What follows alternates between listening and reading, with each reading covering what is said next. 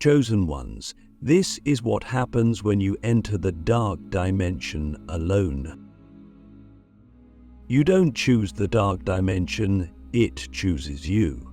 And when it does, there is no fanfare, no flashing lights announcing your arrival. It begins quietly, almost innocently. One day you wake up and feel something has shifted, like the ground beneath your life has turned to glass. You sense an invisible pull, something deep in your chest whispering, "Come deeper." You try to ignore it. You drown yourself in routine, in people, in noise. But the call doesn't stop, it grows louder, until one day you can't silence it anymore. That is the moment the dark dimension opens its door and you step through alone. If you think this is a place filled with flames and demons, you're wrong. The dark dimension is not hell. It's truth, raw, unfiltered, merciless truth. It strips away everything you thought you were, every title, every mask, every illusion you've used to make the chaos of life feel safe. And that's why it feels terrifying. Because in this space, there is nowhere to hide from yourself. You don't just see your shadow, you become it. And most people, when they taste that, run back to the false comfort of shallow living. But not you. If you're listening to this, you've already crossed the threshold, or you're standing right at the edge. Click subscribe to this channel to get more profound spiritual lesson. The first thing that hits you when you enter this realm is silence. Not peaceful silence, but the kind that roars. It's heavy, pressing against your chest, suffocating the noise of the outside world. At first it feels unbearable, because you're used to distraction, you're used to validation, you're used to people telling you who you are and what you're worth. Here, there's none of that. It's just you and the echo of your own thoughts, and that's when the voices start. The old beliefs, the wounds you buried, the doubts you denied, they rise like ghosts circling you, whispering, "You're not enough, you're alone, you're broken." And here's the terrifying part, you can't drown them anymore. No phone, no comfort food, no temporary fix can save you. In this realm, every escape route is sealed. You start to understand why so many chosen ones collapse here. They mistake this stripping for punishment. They think God has abandoned me, the universe hates me, but that's not true. The dark dimension is not where you're abandoned, it's where you're rebuilt. And every master, every sage, every awakened soul you've ever admired has walked through this void alone. Because awakening is a solo climb. No one can carry you, no one can hold your hand. And that's the first truth you need to swallow. If you cannot stand alone, you cannot rise. Now let me ask you a question that will pierce through your soul. Why do you fear the dark so much? Is it because of what you might find there, or because of what you might become? Because deep down, you know the darkness is not here to destroy you, it's here to kill everything that is false in you, and that death terrifies the ego. It fights, it screams, it bargains, it tells you, go back to safety, go back to normal, go back to the relief of life. The corpse was there. It knew Savanaki, but there is no going back. Because once the dark dimension calls you, your old life becomes unbearable. The job you hated feels like a coffin. The relationships you outgrew feel like chains. The conversations that once entertained you now sound like static. This is the cost of seeing too much. You can never unsee. And here's where it gets real. Entering this realm alone means facing the 3 trials no one warns you about: the trial of isolation, the trial of powerlessness, and the trial of identity collapse. The first comes when you realize no one around you understands what you're going through. You try to explain, but their eyes glaze over. They tell you to snap out of it, stop overthinking, just be happy. You smile and nod, but inside you feel the chasm widen.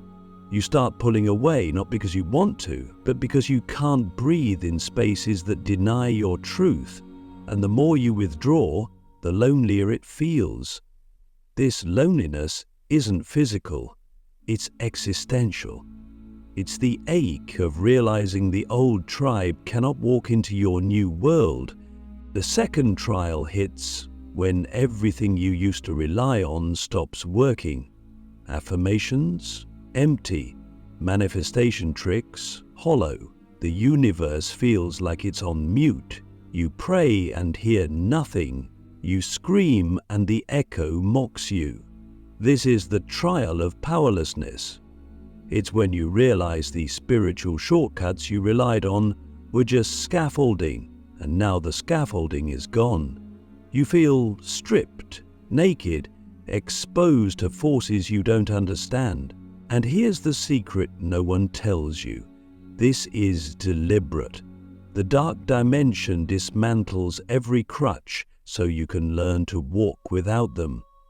Because sovereignty cannot grow in dependency. And then comes the third trial, the most brutal. The collapse of identity. You look in the mirror and don't recognize yourself. The hobbies you loved feel pointless. The goals you set feel like lies. Even your name feels heavy, like it belongs to someone else. You start asking questions that would terrify the old you. Who am I without my achievements? Who am I without people's approval? Who am I if everything I believed turns to dust? And if you can hold that question without rushing for an answer, if you can let yourself dissolve without grasping for old forms, you will touch a power so pure it will scare you. Because in that nothingness, you meet the real you for the first time. But let me warn you, this stage is where most souls turn back. They cling to the old identity like a drowning man clings to a sinking ship. They return to shallow friendships, toxic jobs, numbing addictions, anything to escape the terror of emptiness. And that's why they never awaken. But you didn't come this far to crawl back.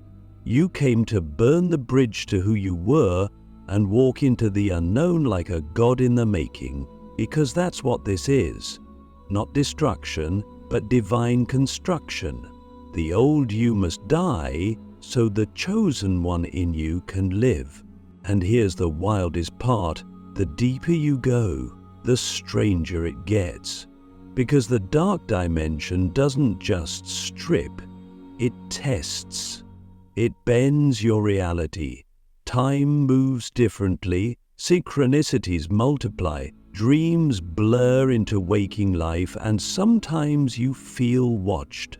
Not by something evil, but by something ancient, something that's been waiting for you to arrive.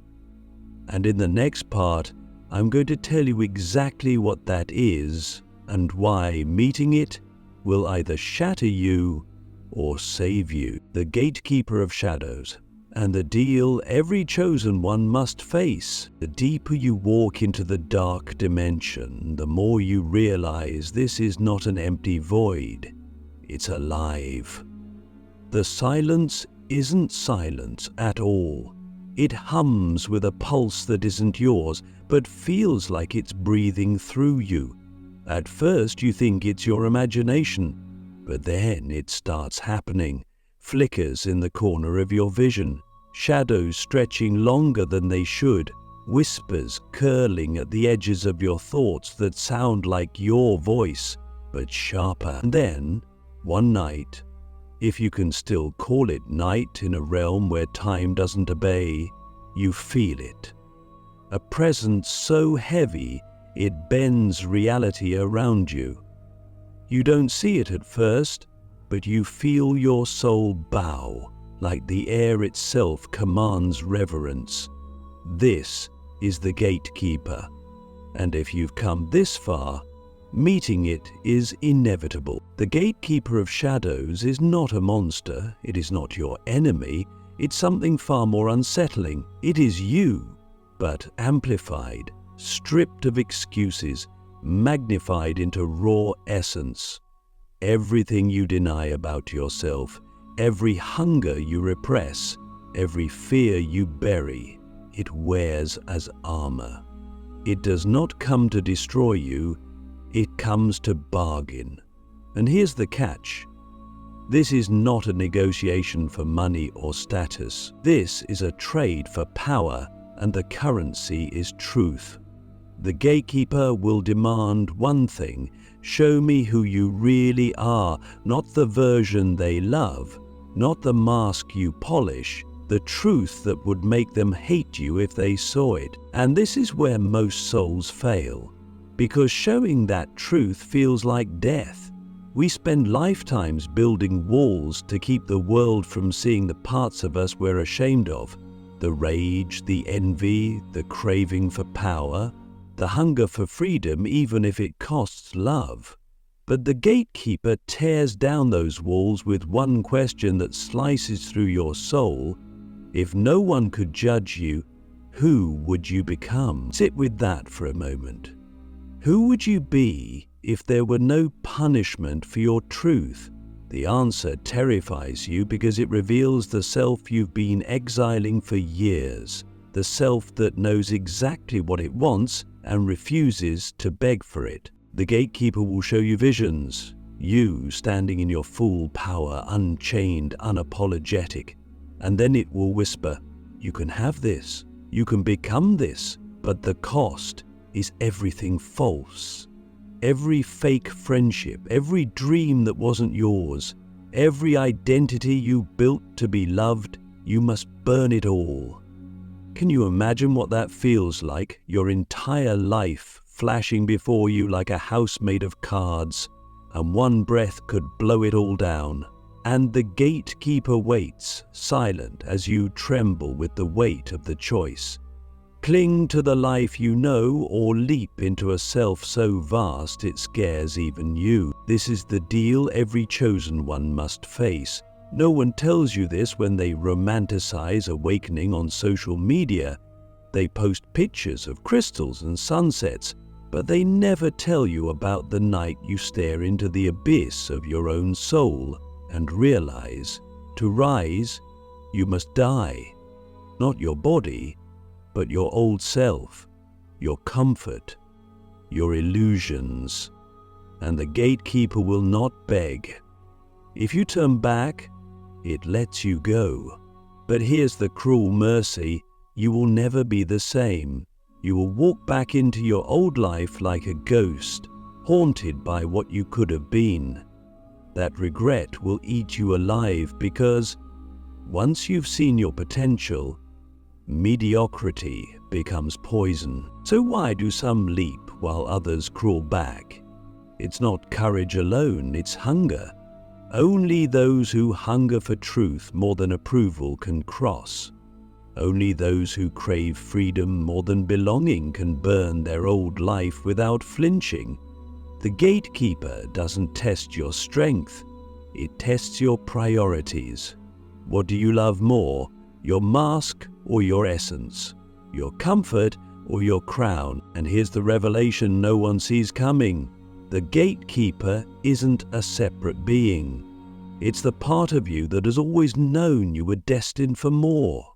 The part that watched silently as you betrayed yourself for acceptance, screaming inside every time you said yes when you meant no, every time you shrank to fit their smallness. It doesn't hate you. It refuses to let you keep lying. It would rather watch you burn in truth than suffocate in illusion. Now I need you to pause and ask yourself something raw. If this moment came tonight, if the Gatekeeper appeared and said, give up everything false or stay in chains, what would you choose? Be honest. because in the next part, I'm going to take you past the gate into the core of the dark dimension where the real metamorphosis begins. This is where chosen ones are crowned or consumed. There is no middle ground when the fire starts eating you, and how to survive the death of your old self. The moment you step through the gate, there is no turning back. The air changes first, it thickens like smoke pressing against your skin. Then comes the sound, a low hum that grows louder with each breath, vibrating through your bones like the earth itself is chanting your name. And then you see it, fire. Not the kind that burns houses or forests, but a living, breathing blaze that moves like a serpent made of light and shadow, wrapping itself around you. This is not punishment. This is the furnace of transformation. But knowing that doesn't make it hurt less. The fire doesn't start outside. It starts inside. It begins in your chest. A heat so sharp it feels like grief and liberation colliding at once. And then the tearing begins, not of flesh, but of identities. The old self clings, screaming as the flames peel away everything that was never truly you. Every role you played, every mask you wore, every dream you borrowed just to belong. They ignite like dry leaves. You feel it all burning. The relationships that once defined you, the titles that once validated you, even the version of you that called this destruction unfair, gone. And as each layer falls, you want to scream, "Stop!" because the emptiness feels like death. And in a way, it is. This is the death no one prepares you for. The death of illusions. You realize, with a pain so raw it almost blinds you, that most of your life was built on borrowed beliefs. You wore the expectations of family like armor. You carried society's lies like scripture. You called cages comfort zones and chains security. And now the fire exposes it all. Every compromise, every self-betrayal, every time you shrank so they could shine, it parades before you like ghosts. And here's the cruel grace. You can't look away. The fire forces you to watch as everything false crumbles, so you will never dare rebuild it again. Do you know what happens next? Silence. Not the silence of peace, the silence of nothingness. The old is gone, but the new hasn't emerged yet. You're weightless, suspended in a void that feels endless. This is the stage where most souls break, because humans crave identity. We cling to labels like life rafts. Without them, we panic. Who am I? You whisper. What am I supposed to do now? And the void answers with more silence. You beg for a sign, for a voice, for anything, but the darkness stays mute, because this is the final test. Can you exist without labels? Can you stand in nothingness without clawing for an old name to feel real again? This is the part where time dissolves. Days blur, nights stretch. You don't know if you're awake or dreaming. Synchronicities swirl like strange constellations, numbers repeating, faces you barely know appearing in visions, memories from lifetimes you didn't know you had flooding your mind. You question your sanity, and that's when the fear strikes like lightning. What if I don't come back from this? What if I dissolve and never return? But listen to me. This fear is the ego's last defense. It's the old self clinging to the edge, screaming because it knows once you let go, it ceases to exist. And then, when you finally stop fighting, when you surrender, not in defeat but in trust, something miraculous happens. A spark flickers in the void. At first it's faint, like a candle trembling in the wind. Then it grows, brighter and brighter, until it ignites into a sun blazing inside your soul. And you realize something that will shatter everything you believed about strength. You were never broken. You were never lost. You were becoming. Every betrayal, every breakdown, every night you begged for relief, it was the fire shaping you into something the world has never seen before. And that is the truth most people never reach. Because they fear the burn, they fear the void, they fear the silence. They run back to the cage and call it safety. But you stayed. You burned. You dissolved. And now you rise. Not as who you were, but as who you truly are. Limitless, unshakable, sovereign. This is the birth that feels like death. And this is why the dark dimension is both a grave and a womb. But before you think this is the end, let me warn you. Emerging from the fire doesn't mean the journey is over. It means you are about to carry a light so fierce that darkness itself will notice. And when that happens, something extraordinary occurs. Reality bends around you, synchronicities explode, people sense you before you speak, opportunities appear out of nowhere. But so do new shadows, because the brighter you burn, the darker the forces that seek to dim you. In the final part, I'm going to reveal the ultimate law of the dark dimension, the one that decides whether you ascend as a creator or descend as a prisoner of your own power. This last truth is the reason why some chosen ones rise to become legends, while others collapse under the weight of their awakening. The final law, and how to rule the darkness without becoming it. You emerge from the fire glowing, but here's the truth no one tells you: survival is not the end game. The dark dimension is not impressed that you endured. It doesn't crown you just because you didn't run. It waits for something far more dangerous: what you will do with what you've become. Because here's the law carved into the bones of this realm. Power is neutral. It doesn't care if you use it to build or to burn, and when you rise from the ashes, power floods you like a storm, and the first thought that crosses your mind becomes the architect of your destiny. This is why so many chosen ones fall after their awakening. They don't realize the darkness didn't end when they survived, it simply changed form. The new shadow is temptation. What does temptation look like here? It's not gold or fame or even validation, it's control. After being powerless for so long, after being misunderstood, abandoned, and betrayed, the hunger to finally feel untouchable can become an obsession. That hunger whispers, "You suffered. You earned this. Why shouldn't you bend reality to your will? Why shouldn't you make them regret ever doubting you?" And in that moment, you face the real test.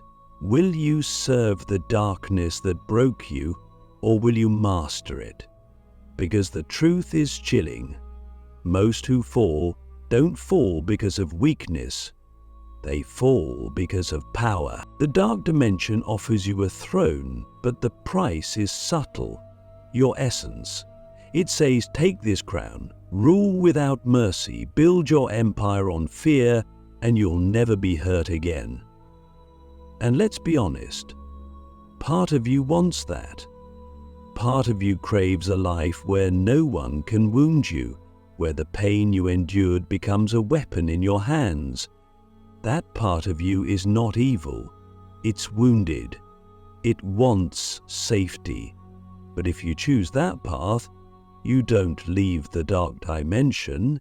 You trade your chains for a crown, but the chain is still there, just plated in gold. So how do you avoid this trap? By remembering the truth that kept you alive in the fire. You didn't burn to become a tyrant, you burned to become whole. The final law is this: darkness is not your enemy and light is not your savior. Power is not in rejecting one for the other, power is in holding both without losing yourself. The chosen one who wins is the one who learns to use darkness as a tool, not as an identity. To walk with shadows without becoming their shadow. To wield the sword without thirsting for blood. And here's the paradox that makes this so hard. When you step back into the world, they won't understand you. Some will call you arrogant because your energy no longer begs. Some will call you distant because you stopped bleeding for their comfort. Some will even call you cold because they don't know what sovereignty feels like. But you'll know the truth. The fire didn't make you hard. It made you pure. And purity isn't soft. It's steel wrapped in stillness. It's a force so grounded that no storm can shake it. From this moment forward, life will test you in subtler ways. Not with darkness that screams, but with darkness that whispers. It will come as opportunities that look golden but rot at the core. It will come as people who praise you but poison your path with flattery. It will come as desires that feel divine but drain your soul dry. And every time, you will ask the question the Gatekeeper once asked: what do I love more? Illusion or essence? Comfort or crown? If you keep choosing essence, the universe will bend in ways you cannot fathom. Doors will open before you knock. The right people will appear without chasing. Miracles will seem casual. But if you choose illusion again, the fire will return. Because the dark dimension does not punish, it purifies. And it will keep calling you back until you remember why you were chosen in the first place. So here's the truth I want burned into your soul. Entering the dark dimension alone is not a curse. It's the highest initiation. It is the passage every master walks, the crucible that forges legends. You did not stumble into it by accident. You were called because the universe saw something in you that fear could not destroy. And now you stand on the edge of sovereignty. Will you take the throne of illusion, or will you rise as a ruler of self? A being so untouchable that even the shadows bow. The choice is yours. But know this: once you've danced with darkness and lived, the world will never look the same again. And neither will you, as you are no longer the seeker. You are the fire, you are the storm, you are the law in a world that tried to chain you. And now, chosen one, it's time to reign.